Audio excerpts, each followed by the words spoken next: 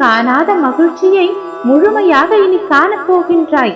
நீ இதுவரை காணாத இன்பத்தை காணப்போகிறாய். ஓடிக்கொண்டிருக்கும் நதியை தடுத்தால் அது இன்னொரு பாதையை தேடும். அது போலத்தான் உன்னுடைய வாழ்க்கையும். உன்னுள் ஓடிக்கொண்டிருக்கும் அனைத்து கஷ்டங்களையும் நான் தடுத்து மகிழ்ச்சி என்ற பாதையை உனக்கு உருவாக்கி கொடுக்க போகின்றேன். சோதனையான கஷ்டத்தை எவ்வளவு தாங்குகின்றாயோ அந்த அளவுக்கு உயர்வு உனக்கு. நேரம் இருந்தா யோசிச்சு பாருங்க. ஒரு ஆணின் வாழ்க்கை முழுக்கவே ஒரு நிஜமான தியாகம். சின்ன வயசுலே தன் சாக்லேட்டை தம்பி தங்கச்சிக்கு விட்டு கொடுப்பதிலிருந்து துவங்குறான். தன் காதல குடும்பத்துக்காக தியாகம் பண்றான்.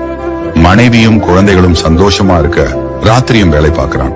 அவர்களுக்கான எதிர்காலத்திற்காக கடன் வாங்கி வாழ்நாள் முழுக்க உழைக்கிறான். தன் இளமையை கூட நிம்மதியா வாழ மாட்டான். அவன் கஷ்டப்பட்டாலும் தாயின் கட்டளையை கேட்கிறான். மனைவியின் தேவையை நிறைவேற்றுறான். முதலாளி எவரையும் எதிர்பார்த்து வாழவும் கூடாது. யாருக்கும் பாரமாகவும் வாழக்கூடாது.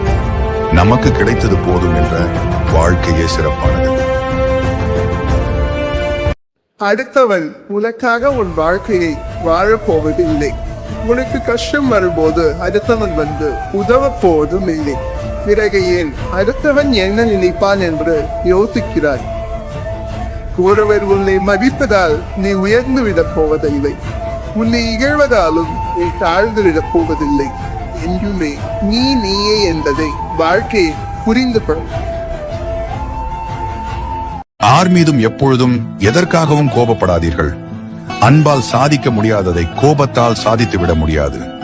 சிலர் நம்மிடம் காட்டும் கோபம்தான் அவர்கள் நம்மீது வைத்துள்ள அன்பை வெளிக்காட்டும். நிதானம் என்ற நீரை கொண்டு கோபம் என்ற அக்னியை தணித்திடு. கஷ்டமும் நஷ்டமும் போக போக சரியாகிவிடும் என்பார்கள். ஆனால் அப்படியெல்லாம் ஒன்றுமில்லை. எல்லாம் போக போக பழகிவிடும். அவ்வளவுதான் வாழ்க்கை.